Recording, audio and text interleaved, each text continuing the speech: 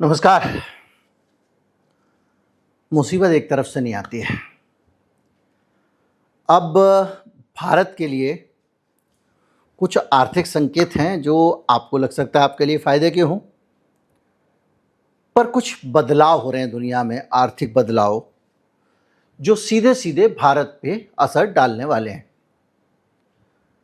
आर्थिक गतिविधि है, इसमें कुछ जियोपॉलिटिक्स नहीं है, इसमें अमेरिका का कोई खेल भी नहीं है, पर है। और अर्थशास्त्र में एक छोटी सी चीज़ बहुत लंबा रिपल इफेक्ट ला सकती है। अगर आप एक ईंट खिसकाएंगे तो हो सकता है कि एक बहुत बड़ा बदलाव आ जाए।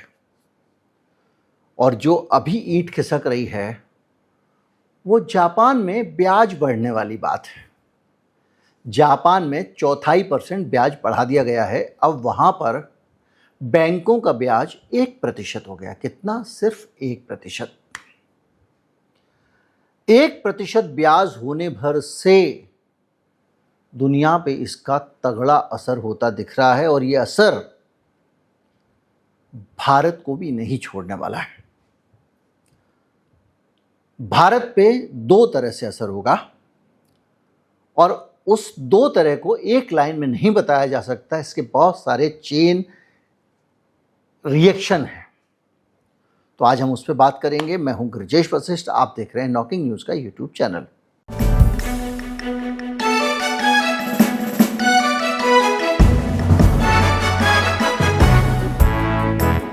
बताया तो मैंने आपको एक येन वाला फैक्टर है, लेकिन फैक्टर कुछ और भी हैं।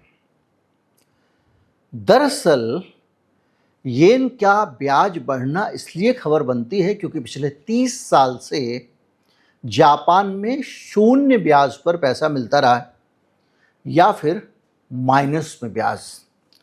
मतलब आप बैंक से पैसे लोगे तो बैंक आपको कुछ पैसे और भी दे देगा या फिर बगैर ब्याज के पैसे दे देगा। जापान का ब्याज दरों का स्ट्रक्चर यही चलता आया 30 साल से। तो लोग क्या करते थे, वहां पे मुफ्त का पैसा कर्जा ले लेते थे बैंकों से। फिर वो कर्जा लेके वो दुनिया भर में अलग अलग जगहों पर, कहीं पे बॉन्ड में, कहीं पे गोल्ड में, कहीं पे शेयर मार्केट में इन्वेस्ट किया करते थे। अभी पिछले कुछ समय से जापान ने करवट लेनी शुरू की है और धीरे धीरे करके मामला 1% तक पहुंच गया है और आने वाले समय में ये 1.25% जा सकता है। तो जो मैं आपको बता रहा था कि लोग वहाँ से पैसे ले लेते हैं, फिर उस पैसे को ब्याज लेके दूसरी जगह लगाते हैं, तो ये कहलाता है कैरी ट्रेड। अब चूंकि आप येन ले रहे हैं तो येन कैरी कर रहे हैं, तो ये हो गया येन कैरी ट्रेड। अब येन कैरी ट्रेड होने का मतलब ये है कि बाजार में अब जहाँ जहाँ पैसा लगा हुआ है, बहुत सारे लोग वहाँ से पैसा निकाल के और वापस कर्जा लौटाएंगे, क्योंकि जो मुफ्त का कर्जा था उस पर ब्याज लगना शुरू हो गया।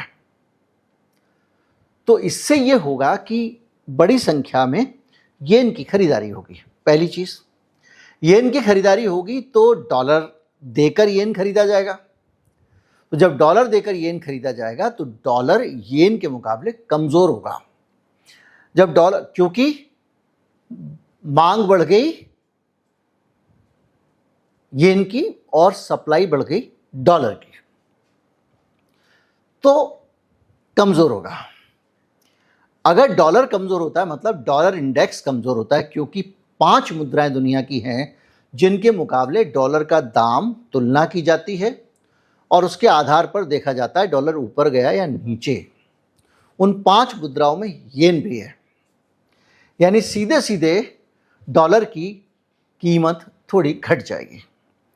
अब भारत के लिए ये एक अच्छी खबर कुछ तौर पे हो सकती है, क्योंकि हम बहुत सारा सामान इंपोर्ट करते हैं। लेकिन ये अच्छी खबर होने के साथ साथ इसमें कुछ बुरी खबर भी छिपी हुई है। बुरी खबर ये है कि अगर येन से पैसा निकाल के लोग दुनिया भर के बाजारों में लगा रहे हैं, तो भारत से आप देख रहे होंगे कि लगातार ट्रेंड चल रहा है, यहाँ से विदेशी निवेशक हमारे बाजार से पैसा निकाल के ले जा रहे हैं। अभी हालांकि 1-2 दिन गुड न्यूज़ आई कि लगा भी था। तो जब वो पैसा यहाँ से ले जा रहे हैं और उनको अगर ये लगेगा, क्योंकि भारत में पैसा लगाने का मतलब ये है कि जितना पैसा आपने लगाया उस पर जो आपकी आमदनी हुई, उस आमदनी में आप और पैसे जोड़ दो। कौन से? डॉलर की कीमत वाले। क्योंकि हमारा रुपया देखते देखते 82 से 92 हो गया, तो 10% ही मान लो। अगर मैं 96 की बात भी नहीं कर रहा हूँ, तो सीधे सीधे 10% कम कमाई होगी ना। भारत से जो कमाई लेंगे उसको लेके जाएंगे, डॉलर में बदलेंगे तो 10% कम हो गई। मतलब भारत में कमाई और कम होती है। तो जो विदेशी निवेशक हैं वो यहाँ से पैसा और तेजी से निकाल के ले जाएंगे, वो लोग जो येन से पैसा इकट्ठा करके कारोबार कर रहे हैं। येन के कारोबार का असर दुनिया के शेयर बाजारों में पड़ेगा और दूसरी जगहों पर पड़ेगा, और सबसे ज़्यादा असर पड़ेगा डॉलर पे। अब यहाँ पर आपके मतलब की खबर आती है, सोना यानी गोल्ड।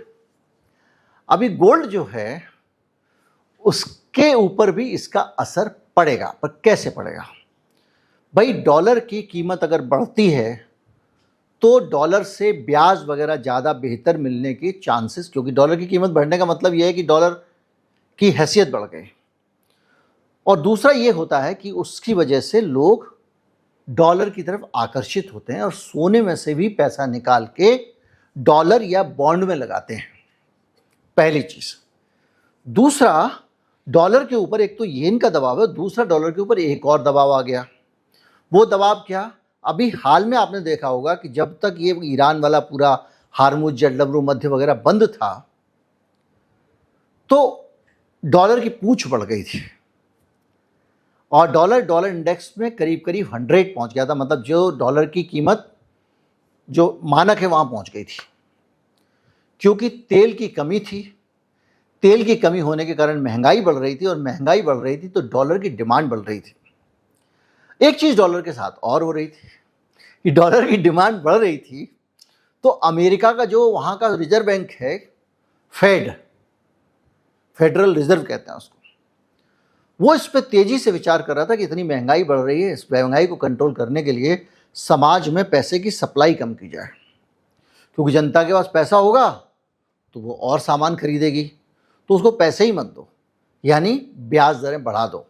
ब्याज दरें बढ़ेंगी तो लोन महंगा होगा, लोन महंगा होगा तो लोग कम इन्वेस्ट करेंगे और कम चीज़ें खरीदेंगे। कम मकान खरीदोगे आप, आपको लग रहा है कि भैया ब्याज, तो इस तरह से जो चीज़ों की डिमांड कम कर दी जाती है। तो पैसे नहीं होंगे तो डिमांड कम हो जाएगी, डिमांड कम होगी तो महंगाई कंट्रोल हो जाएगी। तो फेड अपना ब्याज बढ़ाने वाला था जबरदस्त, और इसको देखते हुए कि फेड का ब्याज बढ़ने वाला है यानी डॉलर की कीमत बढ़ने वाली है, तो जो लोग गोल्ड में पैसा लगा रहे थे उन लोगों ने अपना हाथ रोकना शुरू कर दिया था, क्योंकि अब हमको ज़्यादा अच्छा पैसा अमेरिका के डॉलर से मिल सकता है। और डॉलर का दाम मैंने आपको बताया बढ़ ही रहा था जियोपॉलिटिक्स के कारण। अब ऊपर से जब दो झटके लग गए, जब महंगाई नहीं बढ़ेगी हार्मुज के कारण, तो अमेरिका का फेड भी ब्याज क्यों बढ़ाएगा? वो भी कहेगा मत बढ़ाओ, अब तो महंगाई कंट्रोल में है। और येन का भी कांड आ गया, तो दोनों ही कंडीशन में डॉलर होगा कमज़ोर। डॉलर कमज़ोर होगा तो उसका लाभ भारत को एक तरह तो ये मिलेगा कि हमारा इंपोर्ट सस्ता हो जाएगा, परंतु सोने को इसका फायदा हो जाएगा। सोने को ये माना जाता है कि डॉलर की कीमत के साथ सीधे सोने का जुड़ाव होता है, क्योंकि डॉलर की पूछ बढ़ती है तो सोने की पूछ बढ़ जाती है। और वो ऐसे बढ़ती है कि अगर आपने मान लीजिए डॉलर में कमाई ज़्यादा हो रही है तो लोग सोना बेच के डॉलर में पैसे लगा देते हैं, यानी डॉलर बढ़ता है, माफ़ कीजिएगा, डॉलर बढ़ता है तो सोना गिरता है। अभी क्या हो रहा है? दो फैक्टर के कारण डॉलर गिर रहा है, जापान के कारण भी और फेड के कारण भी, यानी सोना बढ़ना चाहिए। तो एक तरफ तो सोना बढ़ने की ये गुड न्यूज़, दूसरी तरफ एक न्यूज़ और आ गई है। वर्ल्ड गोल्ड काउंसिल ने एक सर्वे किया है और उसने पता किया कि दुनिया भर के जो सेंट्रल बैंक हैं यानी आरबीआई टाइप के, वो कितना सोना खरीदने वाले हैं। तो पता चल रहा है कि 93% दुनिया के सेंट्रल बैंकों ने कहा कि हम अपना जो सोने की खरीद का कार्यक्रम जारी रखेंगे, उसको बढ़ाएंगे। पहले से दुगना सोना खुद भारत खरीद रहा है। यानी सोने की जो मांग है वो तेजी से बढ़ रही है। मांग बढ़ने का मतलब है सोने की कीमत बढ़ेगी। अब आप सोने की कीमत बढ़ने का मतलब जानते हैं?